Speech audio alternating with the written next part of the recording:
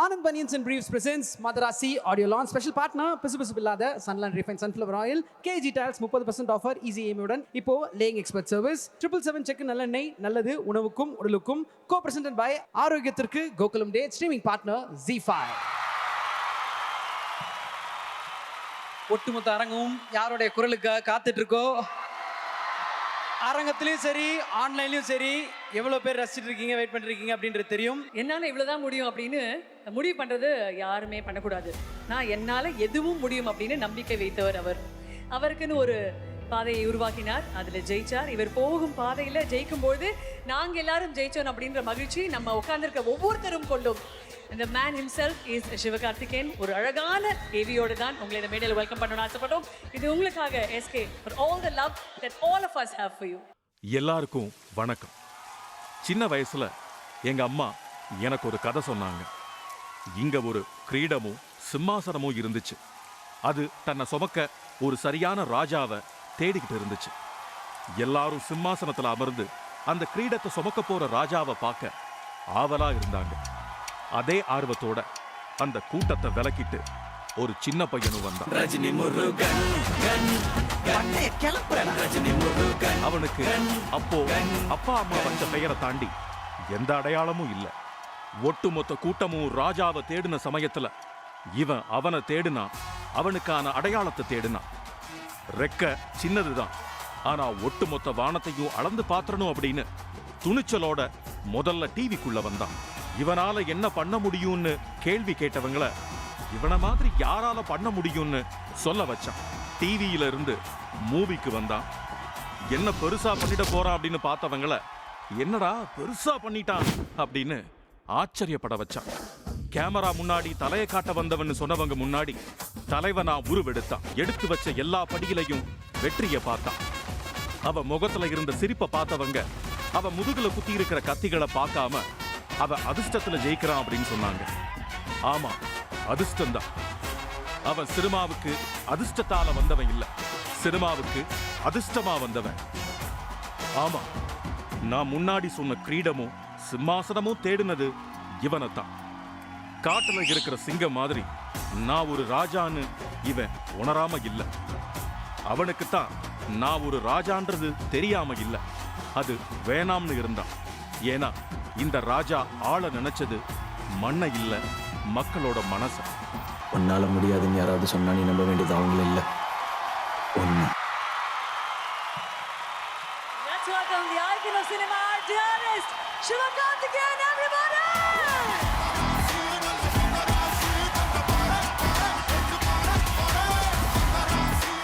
தமிழ் சினிமாவின் முக்கிய சக்தி, இன்னும் நம்ம சைடுல சொன்னா பராசக்தி அப்படின்னே சொல்லலாம்.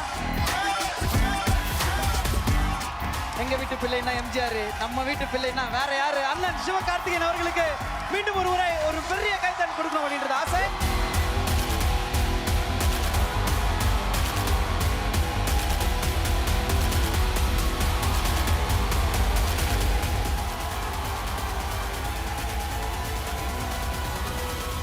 இங்கே வந்திருக்கிற எல்லாருக்கும் ஃபர்ஸ்ட் வணக்கம்.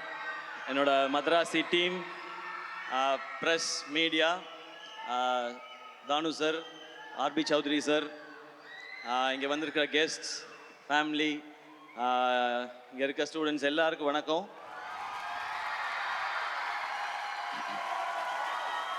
நான் விழும்போது கை கொடுத்து, எழும்போது என்னை தூக்கி விடுற என்னுடைய ஃபேன்ஸான என் பிரதர்ஸ் அண்ட் சிஸ்டர்ஸ் எல்லாருக்கும் வணக்கம், நன்றி. ஃபர்ஸ்ட் எல்லாருக்கும் ஒரு தேங்க்ஸ் சொல்லிக்கிறேன். இதுக்கு முன்னாடி அமரனுக்கு நீங்கள் கொடுத்த வரவேற்புக்கு ரொம்ப பெரிய நன்றி. இது அமரனுக்கு அடுத்த படம் மதராசி. பட் இதுக்குள்ளே போகிறதுக்கு முன்னாடி நான் ஃபஸ்ட்டு யோசிச்சது என்னென்னா, இப்போ நம்ம ஒரு ஃபங்க்ஷன், ஒரு ஈவெண்ட் அப்படின்னா ஸ்டேஜ் முக்கியம், லைட்ஸ் முக்கியம், பெர்ஃபார்மன்ஸ் முக்கியம், இந்த மாதிரி சூப்பரான ஆங்கர்ஸ் முக்கியம்.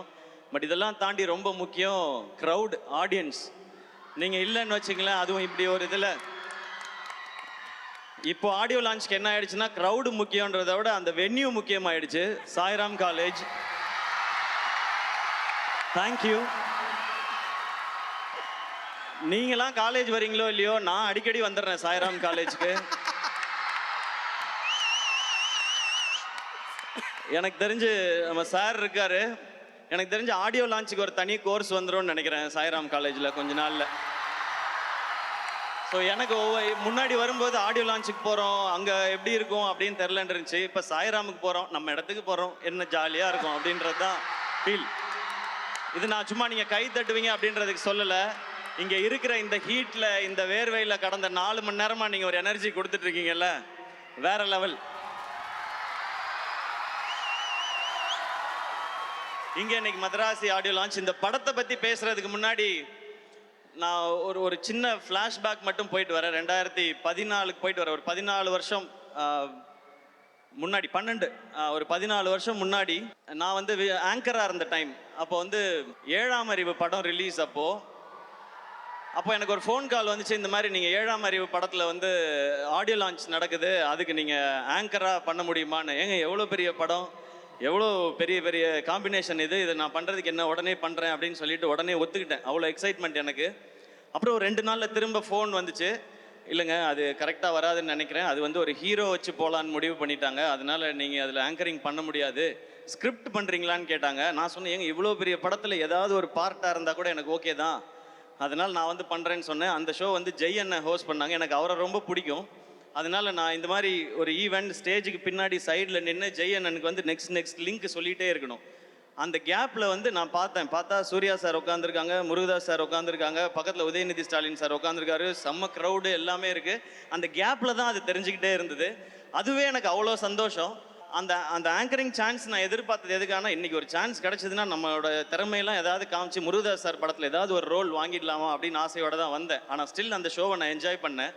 அப்படியே ஒரு சில வருஷம் கழித்து இன்னொரு ஃபோன் கால் வந்தது. முருகதாஸ் சாரோட ஏஆர் முருகதாஸ் ப்ரொடக்ஷன்ஸில் ஒரு படம் பண்ணுறாங்க, அவருடைய அசிஸ்டண்ட்டை வச்சு நீங்கள் ஹீரோவாக நடிக்கணும்னு சொல்கிறாங்க. அடடே, இதுக்கு தானே நம்ம ஆசைப்பட்டோம், நம்ம ரெடின்னு சொல்லி போனேன். அதுதான் அந்த மான் கராத்தே படம். அந்த படம் ஆடியோ லான்ச்சில் வந்து முருகதாஸ் சார் இருந்தாங்க, சீஃப் கெஸ்ட் வந்து சங்கர் சார். அப்போ நான் பேசும்போது சொல்லியிருந்தேன், நான் இப்போ தான் ஆரம்பிச்சிருக்கேன், என்னைக்காவது ஒரு நாள் நான் வந்து முருகதாஸ் சார் டைரக்ஷனில் நடிக்கணும், சங்கர் சார் டைரக்ஷனில் நடிக்கணும், அதுதான் என்னுடைய ஆசை, அதுக்கு என்னுடைய திறமையும் வியாபாரத்தையும் நிச்சயமாக வளர்த்துக்குவேன்னு சொல்லி பேசியிருந்தேன். அப்போ அந்த ஆடியோ லான்ச் வந்தப்போ, அப்போ தான் அந்த சோஷியல் மீடியா ஆரம்பித்த டைம். அதில் எல்லாருமே நிறையா கிண்டல் பண்ணாங்க. 2 படம் ஓடிடுச்சுன்னா உடனே உனக்கு முருகதாஸ் படம் கேட்குதா, சங்கர் படம் கேட்குதான்னு சொன்னாங்க.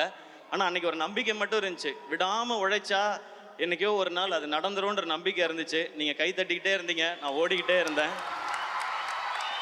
இன்னைக்கு மதராசி ஏஆர் முருகதாஸ் சார் டைரக்ஷனில் நான் ஹீரோ இங்கே நின்று பேசிக்கிட்டு இருக்கேன். இது நான் மட்டும் உழைச்சி அப்படி பண்ணிட்டெல்லாம் கிடையாது. நம்மால் ஒருத்தன் ஓடுறான்டா, அவனை தட்டி கொடுறா, தூக்கிட்டு போகணுண்டான்னு சொல்லி நீங்கள் எல்லாரும் கை தட்டி என்னை தூக்கிட்டு வந்தீங்க, நிற்க வச்சிருக்கீங்க. அந்த எனர்ஜியோட தான் இந்த படத்தில் நான் வேலை பார்த்துருக்கேன். ஏஆர் முருகதாஸ் சார், நீங்கள் வந்து எல்லா ஹீரோஸ்க்கும் உங்களோட நடிக்கணும்னு ஆசை சார். ஏன்னா உங்களுடைய படங்கள் அந்த மாதிரி. உங்களுடைய முதல் படம் தலையோட தீனா, அவருக்கு தலைன்னு டைட்டில் கிடைச்ச படம். அந்த ஃபஸ்ட்டு ஷாட் ஞாபகம் இருக்குது. அவர் அந்த தண்ணியில் அவருடைய கால் ஷாட் ஒன்று வரும், ஒரு கண்ணாடி ஒன்று உடஞ்சிருக்கு, அதில் அவர் கண்ணு ஷாட் ஒன்று வரும், அது எனக்கு ஞாபகம் இருக்குது. அதுக்கடுத்து நீங்கள் கேப்டனை வச்சு ரமணா பண்ணீங்க. அது வரைக்கும் நம்ம பார்த்த கேப்டன் வேற, ஒரு மாஸ் ஹீரோவாக இருந்த கேப்டனை மாஸ் லீடராக மாற்றினது ரமணா படமும் அவருடைய அந்த லுக்கும் பர்ஃபார்மன்ஸும். அதுக்கப்புறம் கஜினி சொல்லவே வேணாம். சூர்யா சாரை பயங்கரமாக நம்ம ரசிச்சுட்டு இருக்கும்போது அவருக்கு 2 ஷேடு. இந்த பக்கம் வந்து சஞ்சய் ராமசாமின்னு பயங்கர ஸ்டைலிஷாக ஒரு லவர் பாயாக ஒரு சைடு, இன்னொரு சைடு அந்த மொரட்டு ஆக்ஷனாக அவருடைய லுக். அதுக்கப்புறம் துப்பாக்கி,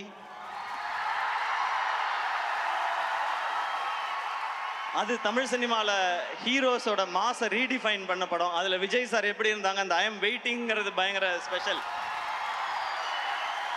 அதுக்கப்புறம் நீங்கள் கத்தி பண்ணீங்க, தர்பார் பண்ணீங்க. அது மட்டும் இல்லாமல் நீங்கள் ஒர்க் பண்ண ஹீரோஸ்லாம் பார்த்தா சூப்பர் ஸ்டார் ரஜினி சார், இந்த பக்கம் சிரஞ்சீவி சார், இந்த பக்கம் மகேஷ் பாபு சார், அப்புறம் ஆமீர் கான் சார், சல்மான் கான் சார், இந்த வரிசையில் சிவகார்த்திகேயனையும் சேர்த்துக்கிட்டதுக்கு ரொம்ப தேங்க்ஸ். எனக்கு இதெல்லாம் ரொம்ப சர்ரியல் மூமெண்ட் சார். இதெல்லாம் நான் இதுக்கு ஆசைப்பட்டு வரல, ஆனால் இந்த மாதிரிலாம் என்னைக்காவது நடக்கும்னு ஒரு துளி நம்பிக்கையோடு தான் இந்த மேடைக்கு வந்தேன். இதில் நான் இங்கே தமிழ்நாட்டு மக்கள் எல்லாருக்கும் எவ்வளோ பெரிய நன்றி சொன்னாலும் பத்தவே பத்தாது. முருகதாஸ் சாரோட எனர்ஜி, அவருடைய கதை சொல்கிற விதம், இது வந்து தமிழ்நாட்டு மக்கள் எல்லாருக்குமே ரொம்ப பிடிச்சது. எனக்கு இன்னொரு பர்சனலாக ஒரு கனெக்ஷன் இருக்குது. முருகதாஸ் சார் உங்கள் பேரில் என் அப்பா பேரும் இருக்குது, அது ஒரு கனெக்ஷன். என் அப்பாவுக்கு ரொம்ப பிடிச்ச இயக்குனர் நீங்கள். ரமணா அவருக்கு ரொம்ப ரொம்ப பிடிக்கும். ஐ திங்க் இன்னைக்கு அப்பா இருந்தால் பயங்கர ஹாப்பியாக இருந்திருப்பாங்கன்னு நினைக்கிறேன். இப்படி ஒரு டேரக்டரோட நம்ம பையன் ஒர்க் பண்ணுறான்னு சொல்லி. உங்களோட படத்தில் இருக்க விஷுவல் ஆகட்டும், ஹீரோயிசம் ஆகட்டும், சாங்ஸ் ஆகட்டும், பஞ்சஸ் ஆகட்டும், ஃபைட் எல்லாமே ரொம்ப ஸ்பெஷல் சார். இது நீங்கள் ஒரு இன்டர்வியூவில் சொல்லியிருந்தீங்க, என்கிட்டையும் சொன்னீங்க. இந்த கதை ரொம்ப வருஷத்துக்கு முன்னாடி எஸ்ஆர்கேக்கு சொன்னேன் அப்படின்னு சொன்னீங்க. இந்த எஸ்ஆர்கே பண்ண வேண்டிய படம் இந்த எஸ்கே பண்ணதே ஒரு பெரிய பெரிய பாக்கியம் சார். இது நான் எனக்கு தெரிஞ்சு அந்த டயலாக் நான் திருப்பி திருப்பி சொல்லிகிட்டே இருக்கணும்னு நினைக்கிறேன். இந்த உலகம் அடுத்த வினாடிக்குள் ஒளித்து வைத்திருக்கும் ஆச்சரியங்கள் ஏராளம் அப்படின்னு. அப்படி ஒரு ஆச்சரியம் தான் எனக்கு இந்த படம் நடந்தது, உங்களோட ஒர்க் பண்ணதும். உங்களோட ஒர்க் பண்ண இத்தனை நாளும் நீங்கள் கொடுக்குற எனர்ஜி. சார் வந்து ரொம்ப ரேராக தான் டென்ஷன் ஆவாங்க, ஏன்னா ரொம்ப கூல், கரெக்டாக வேலை நடந்தால் போய்ட்டேன். அப்படி சாரையே டென்ஷன் ஆக்குற குரூப் இருக்காங்க இங்கே, அவரோட ஏடிஸ். ஸோ உங்களுக்கும் உங்கள் டீமுக்கும் ரொம்ப பெரிய நன்றி. இது பெரிய ஜேர்னி. சாரோட நம்மளால் நிறையா பேச முடியாது, ஏன்னா சார் ரொம்ப ரொம்ப சீனியர். நான் 10th படிச்சுட்டு இருக்கும்போது சாரோட ஃபஸ்ட்டு படம் வந்துச்சு. இன்றைக்கி என் பொண்ணு 7th படிச்சுட்டு இருக்கா. ஸோ அதனால் அந்த ஒரு டிஃப்ரென்ஸ் இருக்குது அது. பட் உங்கள் ஏடி டீமோட தான் சார் நிறையா டைம் ஸ்பெண்ட் பண்ணிட்டே இருப்பேன். அது ஒரு செம்ம எனர்ஜி. அந்த இந்த படம் மொத்த எக்ஸ்பீரியன்ஸுமே எனக்கு செம்மையான எக்ஸ்பீரியன்ஸ். அண்ட் நீங்கள் இந்த படம் ஆரம்பிக்கும் போது ஒரு ஜாலியாக அழகாக சிம்பிளாக அப்படியே லவ் போய் அப்படியே ஆக்ஷனுக்கு மாற்றிருக்காங்க. நான் ஒன்றுமே யோசிக்கல. நான் சார் என்ன சொல்கிறாங்களோ அதை கேட்கணும்னு நினச்சேன். அண்ட் முதல்ல சார் வந்து படம் பண்ணலான்னு சொன்னப்போ எனக்கு பயங்கர எக்ஸைட்மெண்ட்டாக இருந்துச்சு. சார் சூப்பர் சார், ரொம்ப தேங்க்ஸ் சார் அந்த ஆப்பர்ச்சுனிட்டிக்குன்னு. நான் கதை இன்னொரு நாள் சொல்கிறேன்னு சொன்னாங்க. அந்த கதை கேட்க போகிற அன்னைக்கு நான் ஃபஸ்ட்டு போய் சாருக்கு ஃபஸ்ட்டு சொல்லணும்னு நினச்சது, சார் எனக்கு வந்து தீனா மாதிரி, ரமணா மாதிரி, கஜினி மாதிரி, துப்பாக்கி மாதிரி ஒரு படம் வேணும்னு நான் கேட்கவே கூடாதுங்கிறதுல ரொம்ப கிளியராக இருந்தேன். ஏன் அப்படின்னா நான் என் படங்களை பார்ட் 2 எடுக்கவே ரொம்ப யோசிப்பேன். நான் இது வரைக்கும் ரீமேக் பண்ணதில்லை 23 படத்தில். அப்படி இருக்கும்போது அதெல்லாம் தமிழ் சினிமாவோட ஐகானிக் ஃபிலிம்ஸ். அதை திருப்பி பண்ணணும்னு நினைக்கிறதே தப்பு. நான் ரசித்த படங்கள் அது. பட் அதில் இருக்க இம்பேக்ட் கொடுக்குற அளவுக்கு ஒரு கதை இருக்குன்றதை தான் நான் நம்பிக்கையோடு போனேன். ஸோ அந்த ஃபஸ்ட் ஹாஃப் சொல்லி முடித்தோடனே, இன்டர்வல் கேட்டோடனே எனக்கு பயங்கர குஷி ஆகிடுச்சு. அப்புறம் செகண்ட் ஹாஃப் வந்து உங்களுக்கு ஐடியா மட்டும் நான் இன்னொரு நாள் சொல்கிறேன்னு சொல்லி இந்த நரேஷன்லாம் ஒவ்வொரு நாளும் செம்மையாக இருந்துச்சு. அது ஷூட்டிங் ஸ்பாட் எதுவாக இருந்தாலும் சார் ஒரு அழகான ஸ்மைலோடே இருப்பாங்க. நான் ரொம்ப பெரிய டைரக்டர், நீ ஜூனியர் அப்படின்றதெல்லாம் அவங்க கொடுக்கவே இல்லை. ஒரு ஹீரோ அப்படின்னா அவங்களுக்கு என்ன ரெஸ்பெக்ட் கொடுக்கணுமோ அதை தெளிவாக கொடுத்தாங்க. அதனால தான் சார் இன்றைக்கும் ஒரு டாப் டைரக்டராக இருந்துகிட்டே இருக்காங்கன்னு நினைக்கிறேன். தேங்க்யூ ஸோ மச் சார், இந்த படத்துக்கும் இந்த ஜேர்னிக்கும் இந்த எக்ஸ்பீரியன்ஸ்க்கும். இப்போ அப்படியே நான் டீமில் ஒவ்வொருத்தருக்காக வரேன். நான் ஆரம்பிக்கிறதுக்கு முன்னாடி ப்ரொடியூசர் அவங்கள பற்றி பேசுகிறேன். திருப்பதி பிரசாத் சார். இப்போ நீங்கள் பார்த்தீங்க, அவர் வந்து வேட்டி சட்டை போட்டு ரொம்ப சிம்பிளாக சாதாரணமாக இருக்கார். அவர் அப்படி கிடையாது. திருப்பதியில் பாதி அவரோட தான் சார். நம்ம வந்து சார் ரொம்ப கஷ்டப்பட்டு இந்த படம் பண்ணுது சார் எனக்கு தெரியும் சார், திருப்பதியில் நீங்கள் எப்படின்னு எனக்கு தெரியும் சார் அப்படின்வேன். சார் வந்து திருப்பதியிலேருந்து எப்போ வந்தாலும் எனக்கு திருப்பதி கோயிலும் லட்டும் ரொம்ப ரொம்ப பிடிக்கும். எப்போ வந்தாலும் அந்த லட்டு வாங்கிட்டு வருவார். எனக்கு லட்டு நான் ஆசையாக வாங்குறத பார்த்துட்டு எவ்ரி டைம் வரும்போது, சார் லட்டு கொடுக்குதோ, துட்டு எப்போ சார் கொடுக்குதோ அப்படின்னு சொல்லி நான் கேட்பேன். ஃபர்ஸ்ட் லட்டு கொடுக்குதோ, அப்புறமா துட்டு கொடுக்குதோ அப்படின்னு சொல்லுவார் அவர். அவரோட பேசுகிறதே ரொம்ப ரொம்ப ஸ்வீட்டான ஒரு எக்ஸ்பீரியன்ஸ். அவர் ஒரு பயங்கரமான ஆள். அது உங்களுக்கு இந்த படம்லாம் பார்த்தீங்கன்னா தெரியும். இப்படி ஒரு படத்தை இப்படி எடுக்கணும்னு நினச்சது சார். இந்த படத்துக்கு நீங்கள் செலவு பண்ணியிருக்கிறது அது எல்லாமே. ஃபஸ்ட்டு பேசும்போது இந்த காம்பினேஷன் அமைக்கிறது வந்து இது மாவீரன் ஷூட்டிங் நடந்துட்டு இருக்கும்போது ஆரம்பித்தது இந்த ஜேர்னி. அப்போ நமக்கு இருந்த வியாபாரத்துக்குள்ளே ஆனால் முருகதாஸ் சார் இதில் அகாமடேட் பண்ணணும், எல்லாருக்கும் சேலரி கொடுக்கணும், ஒரு படத்துக்கும் செலவு பண்ணணும்னு நான் அவர்கிட்ட சொன்னது அதான். எனக்கு சேலரி பேசிக்காக என்ன சேலரியோ அதை கொடுங்க சார், நீங்கள் படத்துக்கு செலவு பண்ணுங்கள் சார், அப்புறமா ப்ராஃபிட் வரும்பொழுது நான் அதில் ஷேர் பண்ணிக்கிறேன் சார்னு சொன்னேன். சூப்பர் சார், நல்லா சொல்லிச்சு சார், நம்ம இப்படி பண்ணது சார் அப்படின்னு சொல்லி சூப்பராக பண்ணார். பட் படத்துக்கு அவர் எந்த குறையும் வைக்காமல் அப்படி பண்ணியிருக்காரு. என்னை நல்லா பார்த்துக்கிட்டீங்க sir. Thank you so much sir Prasad sir. And படத்தோட டெக்னீஷியன்ஸ் வந்துடுறேன். சுதீப் எலமன் டிஓபி. இப்போ சார் சொன்னார்ல விரல் வந்து கட் ஆகிடுச்சின்னு சொல்லி, உண்மையிலே தான் நான் ஹாஸ்பிட்டலில் போய் பார்க்குறேன், இந்த விரல் போயிடுச்சு சார் அப்படின்னாரு. விரல் போயிடுச்சா, என்ன சாதாரணமாக சொல்கிறீங்க, அது விடுங்க அது பிரச்சனை இல்லை அப்படின்னு. நம்ம ஷூட் பண்ணிட்டு இருக்கும்போது அவரை பார்த்தோன்னா திடீர்னு கேமரா பக்கத்தில் இருக்க மாட்டார். எங்கடா காணோம் அப்படின்னு பார்த்தா 2 சிகரெட்டை இழுத்துட்டு அந்த குடுமையை அள்ளி முடிஞ்சாருன்னா கேமரா வச்சுட்டு சிவதாண்டவம் ஆடிடுவார். அந்த மாதிரி ஒரு ஆள் அவர். அண்ட் நான் ரோப்பில் இருக்கேன். இப்போ இந்த படத்தில் வந்து அபே வந்து என்ன பண்ணுவாப்புனா, சார் ஷார்ட் ரெடி சார் அப்படின்னு கூப்பிட்டு போவாப்புல. அந்த ஷார்ட்டெல்லாம் எப்படி இருக்குன்னா 80 அடி ஹைட்டில் ரோப்பில் தொங்குறது, 60 அடி ஹைட்டில் ரோப்பில் தொங்குறது. நான் அந்த ஒரு பாலத்தில் இருந்து சார் பாலத்தில் ஷார்ட் சார்னு சொல்லி தூக்கி இந்த பாலத்துலேருந்து நீங்கள் குதிக்கிற மாதிரி ஷார்ட். ஐயோ ஆக்ஷன்னா இந்த அளவுக்கு ஆக்ஷனாவாக இருக்கும், அந்த மாதிரி இருக்கும். ஒரு ஷாட்டில் நான் இப்போ சார் சொன்ன ஷாட் தான், நான் மேலே ரோப் கட்டி ஏறிட்டே இருக்கேன், பக்கத்தில் அவரும் ரோப்பில் வந்து என்னை தாண்டி போயிட்டு இருக்காரு. சேட்டா எந்த இவடே என்ன ஷாட்டு ஒரு சாயா அடிக்குமோ அப்படின்னா சொல்ல, ஃபர்ஸ்ட் டைவ் அடிக்கும் அப்புறமா சாயா அடிக்கும் அப்படின்வாரு. அந்த மாதிரி ஒரு ஒரு ரொம்ப அட்வென்ச்சரஸான ஒரு ஆள் Sudeep LMN. But Crazy working with you brother. அதுவும் ஃபைட்டு அவரும் கெவினும் சேர்ந்து எடுத்திருக்க விதம் டெஃபினட்டாக நீங்கள் லவ் பண்ணுவீங்க. இப்போ ட்ரைலர் பார்க்குற எல்லாருமே ஆக்ஷன் சூப்பராக இருக்குன்னு சொல்கிறாங்க. Kevin and Stephen great job, thank you. அதுக்கப்புறம் art director Arun Maaveeran work பண்ணவர். மாவீரனில் நீங்கள் பார்த்த எல்லாமே மேக்ஸிமம் செட்டு தான், அதெல்லாம் ஒர்க் பண்ணவர் அவர் தான். இன்றைக்கி அந்த படத்துக்கு ஒரு பெரிய வரவேற்பு இருக்குது. மாவீரன் அப்படின்னா ஒரு ஸ்பெஷல் ஃபிலிமாக வச்சுருக்காங்க. அதுக்கப்புறம் இந்த படத்தில் சேர்ந்தது ரொம்ப ரொம்ப சந்தோஷம். And artist Vikrant brother, Shabeer brother, இவங்களோடலாம் ஒரு சூப்பர் எக்ஸ்பீரியன்ஸ். அண்ட் இந்த படத்தில் பிஜு மேனன் சார் நடிக்கிறாருன்னு பயங்கர எக்ஸைட் ஆகிட்டேன். ஏன்னா எல்லார் மாதிரியும் நானும் ஐயப்பனும் கோஷியமுக்கு பயங்கரமான ஃபேன். அதுலேயும் அந்த செருப்பை கழட்டி விட்டுட்டு ஒரு ஷாட் போவார்ல, அதெல்லாம் பார்த்து நம்ம பயங்கர பேஜாராயிருக்கோம். ஷூட்டுக்கு வருவார், அவர் ஷூட்டில் நடந்து வரும்பொழுது வந்து ஹாய் ஹலோ அப்படின்னு சொல்லுவார். நமக்கு பக் பக்குன்னு இருக்கும். அந்த மாதிரி ஒரு வாய்ஸு, ஒரு ப்ரெசன்ஸ். பட் பேசினா ஒரு ஒரு ஒரு க்யூட்டான ஒரு பேபி, அவ்வளோ நல்ல ஹார்ட் அவருக்கு. இந்த படம் பண்ணிகிட்டு இருக்கும்போது நான் ப்ரொடக்ஷனில் ஒரு படம் ரிலீஸ் ஆச்சு, இல்லை கொட்டுக்காளி ரிலீஸ் ஆச்சு. அப்போ அவர் என்கிட்ட வந்து சொன்னார், டக்குன்னு வந்து படம் ரிலீஸ் இல்லை அப்படின்னாரு. ஆமாம் சார், கேரளாவில் என்ன ப்ரமோஷன்னாலும் என்னை கூப்பிடுங்க, நான் வந்து பண்ணித்தரேன் அப்படின்னாரு. Thank you so much sir. Your ஒரு கிரேட் பர்சன் சார். உங்களோட ஒர்க் பண்ணது, கற்றுக்கிட்டது, வாய்ஸை எப்படி ஒரு சீனுக்கு யூஸ் பண்ணுங்கிறத நான் அவர் நடிக்கும்போது பார்த்துக்கிட்டே இருந்தேன். Thank you so much sir. இந்த படத்தில் நீங்கள் நடித்தது, உங்கள் கூட நான் நடித்தது எனக்கு ரொம்ப ரொம்ப சந்தோஷம் சார். அண்ட் இந்த படத்தில் ராஜேஷ்னு சொல்லிட்டு எனக்கு இந்த கேரக்டருக்காக ஆக்டிங் ட்ரெயின் பண்ணி கொடுத்தார் ராஜேஷ். அவர் இந்த படத்தில் நடிச்சும் இருக்காரு. இதுக்கு யாராவது ஒருத்தர் அப்படி வேணும்னு சார் கேட்கும்பொழுது எனக்கு ரொம்ப சந்தோஷமாக இருந்து. இப்படி யாராவது ஒருத்தர் நம்மளை கைட் பண்ண நல்லா இருக்கும். சாரோட ஸ்கிரிப்ட், அவருடைய டைரக்ஷன் எல்லாம் என்னை எவ்வளோ நல்லா பெர்ஃபார்ம் பண்ண வச்சோம். இந்த படம் பார்த்து உங்களுக்கு பிடிச்சதுன்னா அதில் ஒரு பங்கு ராஜேஷ் அவர்களுக்கும் இருக்குது. Thank you so much Rajesh. எனக்கு கூடவே இருந்து அவ்வளோ பார்த்துக்கிட்டாரு டப்பிங் வரைக்கும். தேங்க்யூ. ருக்மிணி. இந்த படம் மதராசின்றது ஒரு ஒரு ஒரு மேட்னஸ், ஒரு ஆக்ஷனாக இருக்கட்டும், லவ்வாக இருக்கட்டும், அது ஒரு மேட்னஸ். அது லவ் எவர்கிரீன். தியாகராஜ பாகவதர் காலத்தில் ஆரம்பித்து அனிருத் அவர்களுடைய காலம் வரைக்கும் லவ்வுங்கிறது வந்து எப்போவுமே எவர்கிரீனாக இருக்கிறது. அந்த காலத்துலலாம் லவ் ரொம்ப நல்லா இருந்துச்சுப்பா. இந்த காலத்தில் இந்த ஜென்சி பசங்க லவ்வே சரியில்லைப்பா அவனுங்க, அப்படிலாம் கிடையவே கிடையாது. எல்லா காலத்துலேயும் லவ்வுங்கிறது பியூர். லவ் பண்ணுற பசங்களாகட்டும், லவ் பண்ணுற பொண்ணுங்களாகட்டும், உண்மையாக ஒரு பார்ட்னர் கிடைச்சிட்டா அவங்களுக்காக என்ன எக்ஸ்ட்ரீமுக்கும் போவாங்க, என்ன வேணாலும் செய்வாங்க. அப்படி அப்படி உண்மையாக ஒரு லவ் கிடைச்சா அந்த மாலதின்ற பொண்ணுக்காக ரகு என்ன எக்ஸ்ட்ரீம் வரைக்கும் போவான் அந்த பொண்ணுக்காக அப்படின்றது தான் இதனுடைய ரொம்ப கோர் தாட். கதையை ஒன்றும் ரொம்ப சொல்ல இல்லை சார். ஸோ அதான் சொல்லிட்டேன், அப்புறம் என்னன்றீங்களா சார்? இல்லை ஓகே சார், அவ்வளோட நிறுத்திக்கிறேன் சார். நான் அதுக்கு ஒரு கேரக்டர் வேணும்போது சார் சொன்னாங்க ருக்மிணி இந்த ரோலை பண்ணுறாங்க அப்படின்னு சொன்னாங்க. ஏன்னா அந்த லவ்ன்றது அந்த அந்த அந்த ஹீரோயினையோ அந்த பொண்ணையோ நமக்கு ரொம்ப பிடிக்கணும். ஏன்னா ரியல் லைஃப்பில் பார்த்தீங்கன்னா ஒரு பையன் தான் ஹீரோவாக உணர்றதே ஒரு பொண்ணு அந்த பையனை திரும்பி பார்க்கும்போது தான். அந்த பொண்ணு அவனை லவ் பண்ணும்போது தான் அவன் தான் ஒரு ஹீரோன்னு நினச்சி இருப்பான் அவன். அதுவும் ஒரு பொண்ணு காலத்துக்கும் நான் உன் கூடயே வரேன்னு கையை பிடிச்சிட்டான்னா அவன் சூப்பர் ஹீரோ தான் அது. ஸோ அப்படி ஒரு கேரக்டர் ஒரு பொண்ணு இருக்கணும்னா அதுக்கு ருக்மிணின்னு சொல்லும்போது நான் அந்த டைம் தான் சப்தசாகரதா செல்லோ பார்த்துருந்தேன். கரெக்டாக சொல்கிறேன்னா ஓகே, அதோட சைடியே பார்த்துருந்தேன் நான். அப்புறம் இவங்க அந்த கேரக்டருக்கு ரொம்ப நல்லா இருப்பாங்க. இந்த படம் பார்க்குற எல்லாருக்கும் மாலதியை ரொம்ப பிடிக்கும். அவங்கள பார்த்தா இந்த பொண்ணுக்காக என்ன வேணால் செய்யலான்னு தோணும்.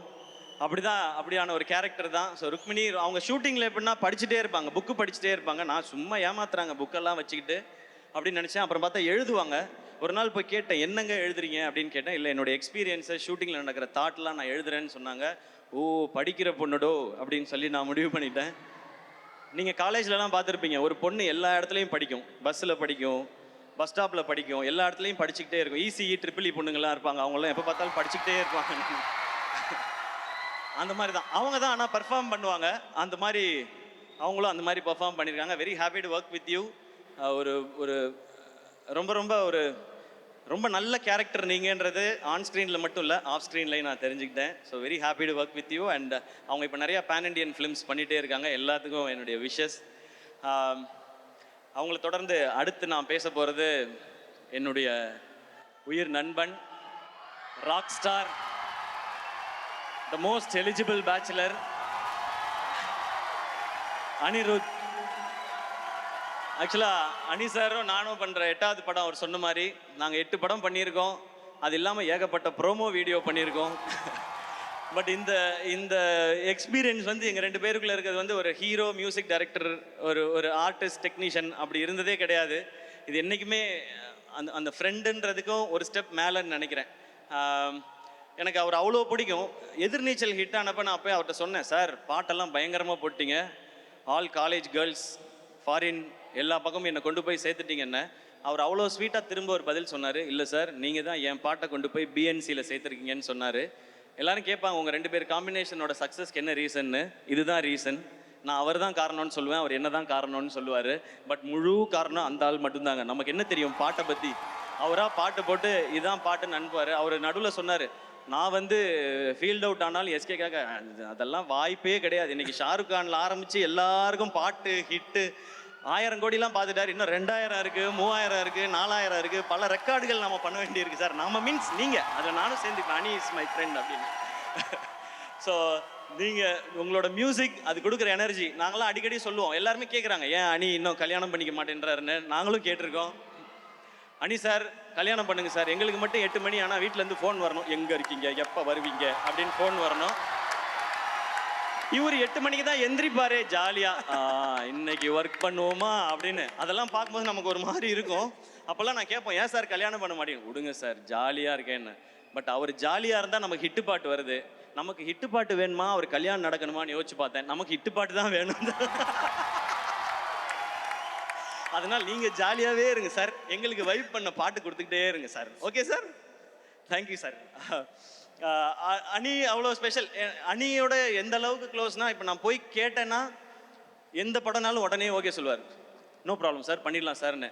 ஆனால் அவருக்கு நாங்கள் கொடுக்குற ரெஸ்பெக்ட், அவர் இன்னைக்கு வளர்ந்துருக்க அந்த க்ரோத், அந்த ஸ்டேச்சர், அதுக்கு நான் கொடுக்குற ரெஸ்பெக்ட் நான் அப்படி போய் கேட்கவே மாட்டேன். நான் எப்போ கேட்டாலும் பண்ணுவார். பட் அவருக்கு அந்த ஸ்டேச்சரை கொடுத்து அப்ரோச்னா, இவர் இவ்வளோ பெரிய மியூசிக் டைரக்டர் நம்ம போய் கேட்குறோன்னா அதுக்கேற்ற ப்ராஜெக்டோட தான் போய் கேட்கணுன்றதான் எங்களுக்கு எப்போவுமே தோணும். அப்படி தான் சார் இருப்போம். பாசம், லவ் எல்லாமே எப்போவுமே இருக்கும். பட் அதை தாண்டி நான் இந்த ரெஸ்பெக்ட் கொடுத்தாகணும். ஏன்னா நீங்கள் உலகம் ஃபுல்லாக ரீச் ஆகிருக்கீங்க சார். எங்கே போய் பார்த்தாலும் இவர் ஒரு கான்சர்ட் நடத்தினா எனக்கு எத்தனை மெசேஜ் வருதுன்னு எனக்கு தான் தெரியும். Get me 4 tickets, get me 2 tickets அப்படின்னு. டிக்கெட்லாம் அப்படி கிடைக்காது ராஜா, நீ அங்கே போய் ஏதாவது கண்டுபிடிச்சி எடுத்துக்கோ அப்படின்னு. Ani sir your a big inspiration. எதுக்கு முக்கியமான சக்ஸஸ்க்கு மட்டும் இல்லை, அந்த சக்ஸஸை எப்படி ஹேண்டில் பண்ணணும்னு தெரிஞ்சுக்கிறதுக்கும்.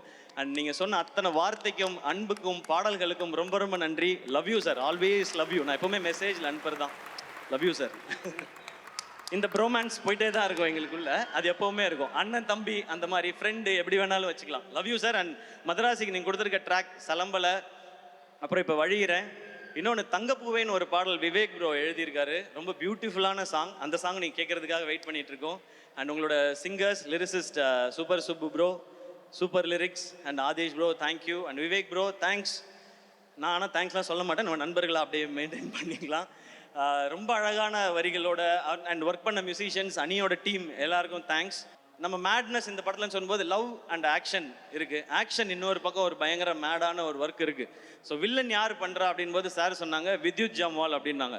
வித்யுத் ஜாம்வாலா, அட்டேங்க அப்பா பயங்கரமாக இருப்பாப்லையே அப்படின்னு சொல்லி தான் எனக்கு தோணுச்சு. அப்போ ஒரு ஷூட்டிங் ஸ்பாட் வந்தப்போ ஃபஸ்ட் டே சந்திக்க போகிறேன். நான் என்ன பண்ணேன், தூத்துக்குடியில் ஷூட் பண்ணும்போது காலையில் 4 மணிக்கு எந்திரிச்சு திருச்செந்தூர் கோயில் போகிறதுக்காக கிளம்பிட்டு இருந்தேன். நான் வெளியே வந்தால் தூரத்தில் ஒரு உருவம், நல்ல ஹைட்டு, கை வந்து கிரிக்கெட் பேட் மாதிரி இருக்குது.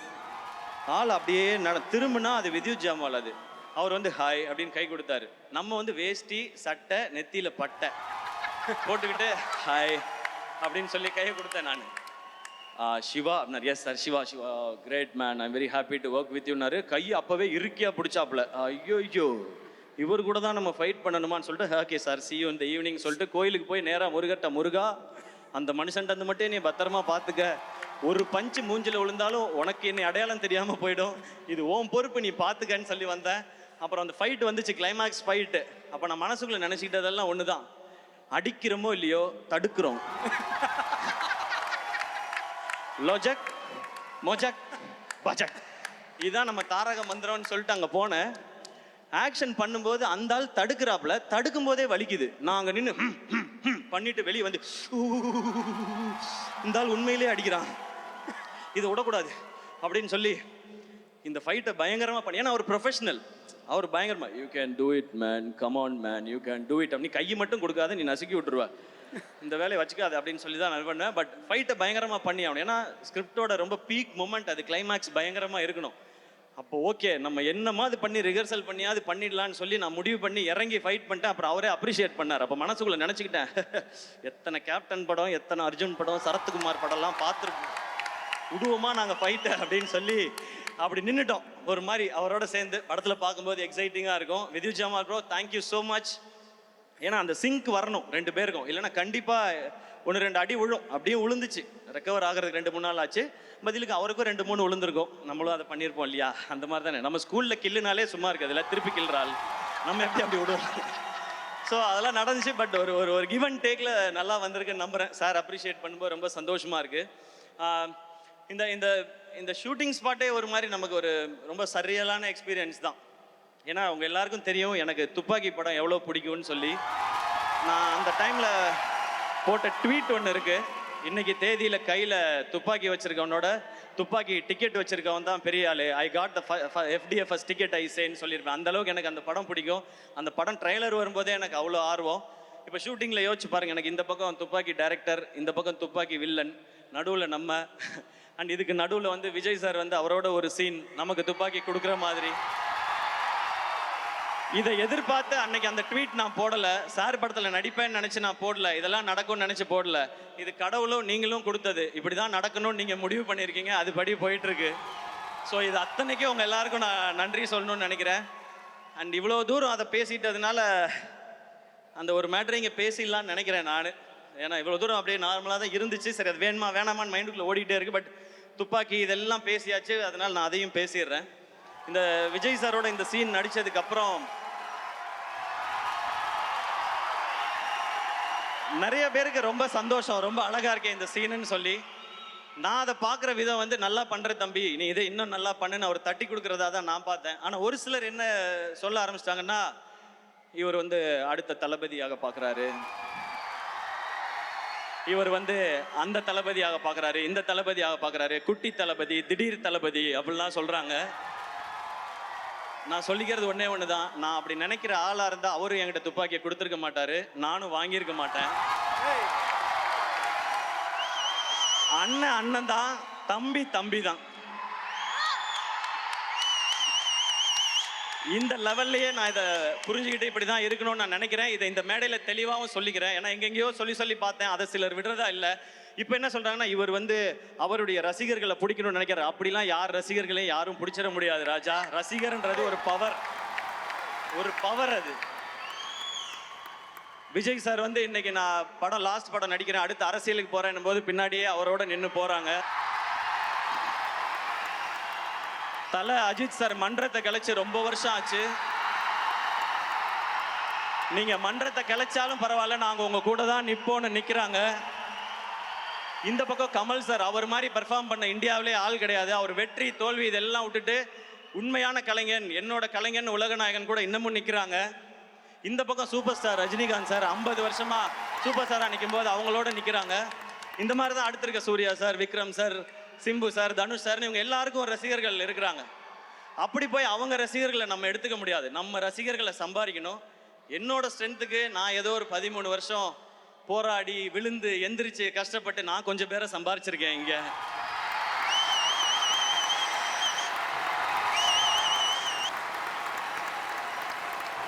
உங்களுக்கும் எனக்கும் இருக்க கனெக்ஷன் ஒன்னே ஒன்று தான். என்னுடைய ஃபேன்ஸான என் பிரதர்ஸ் அண்ட் சிஸ்டர்ஸ், உங்களுக்கும் எனக்கும் இருக்கிற கனெக்ஷன் ஒன்னே ஒன்று தான். நான் நல்லா இருக்கணும், என் குடும்பம் நல்லா இருக்கணும், நான் ஜெயிக்கணும்னு நீங்கள் நினைக்கிறீங்க, அதே தான் நானும் நினைக்கிறேன். நீங்கள் நல்லா இருக்கணும், உங்கள் குடும்பம் நல்லா இருக்கணும், நீங்களும் வாழ்க்கையில் ஜெயிக்கணும்னு நான் நினைக்கிறேன். இவ்வளோதான் நமக்குள்ளே இருக்க பாண்டிங். இதுக்குள்ளே 1000 விமர்சனம் வரும், அதை பற்றி நம்ம கவலைப்பட வேணாம். நல்ல விமர்சனங்கள் வந்தால் நம்மளை திருத்திக்கிறதுக்கு எடுத்துப்போம். தேவையில்லாத, ஏன்னா விமர்சனங்கள் பார்க்காத ஆளே கிடையாது. சச்சின் டெண்டுல்கர் எல்லாருக்கும் பிடிச்சவர் தான். அவர் என்ன சொன்னாங்க, 90s வந்தாலே நர்வஸ் ஆகிடுவார், அவர் அவுட் ஆகிடுவார். டேய் 100 அடித்தவனாடா 90 வந்தால் நர்வஸ் ஆகிறான், என்னடா பேசுகிறீங்கன்றது இருக்கும். இந்த பக்கம் இப்போ வந்தால் ஒரு IPL கொஞ்சம் ஒரு மாதிரி இருக்கும்போது தோனி அவரை பற்றி, அவர் எதுக்குங்க, இதுக்கு என்னங்க ஏதுன்னா, 5 IPL cup Chennai super Kings அடிச்சிருக்கு. இது போய் நீங்கள் இவர் இருக்கலாமா போகலாமான்னு. ஸோ அப்பேற்பட்ட சாதனை பண்ண அவருக்கே விமர்சனங்கள் வருதுன்னா நம்ம இப்போ தான் ஆரம்பித்து போயிட்டுருக்கோம். நம்ம மேலே விமர்சனங்கள் வரும், அதில் நல்லதை எடுத்துப்போம். என்ன நம்ம மேலே புதுசாக விமர்சனம் வருது. நான் ஏதாவது ஒரு படம் நல்லா இருக்குன்னு கூப்பிட்டு பாராட்டினா, இதோ இவர் பாராட்டுறாருப்பா இந்த படத்தை அப்படின்றாங்க. அவங்களுக்கு நம்ம என்ன பதில் சொல்ல முடியும்? நல்லது பண்ணுறதுக்கு நாங்கள் ஏன்டா யோசிக்கணும்? இதை இப்படியே நாங்கள் பண்ணிட்டு போயிட்டே இருக்கோன்றதான் நம்ம சொல்லணும்னு நினைக்கிறோம். அதனால இதுக்குள்ள உண்மையிலே நம்ம இந்த தவறை திருத்திக்கிட்டா நல்லா வரலான்ற விமர்சனங்கள் இருக்கும். அதை நம்ம கரெக்டாக கிராப் பண்ணிக்கணும். சோஷியல் மீடியாவில் எதையாவது சொல்லுவாங்க, முகம் தெரியாத ஆட்கள் நம்மளை ஏதாவது நம்ம கான்ஃபிடென்ஸ் உடைக்க நினைக்கிறாங்கன்னா அதுக்கு நீங்கள் முதல்ல இதாகிடாதீங்க. ஏன்னா நம்மளுடைய இலக்கு இங்கே யாரையும் போட்டியாக நினைக்கிறது இல்லை, யாரையும் ஜெயிக்கிறது இல்லை, அன்பை சம்பாதிக்கிறது. நான் உங்களை சம்பாரித்த மாதிரி நீங்கள் என்ன சம்பாரித்த மாதிரி, இதுதான் நம்மளுடைய மெயின் மோட்டிவாக இருக்கணும். ஒரே ஒரு இன்சிடென்ட் மட்டும் சொல்லிடுறேன். அமரன் படம் வந்து டிவியில் டெலிகாஸ்ட் ஆச்சு.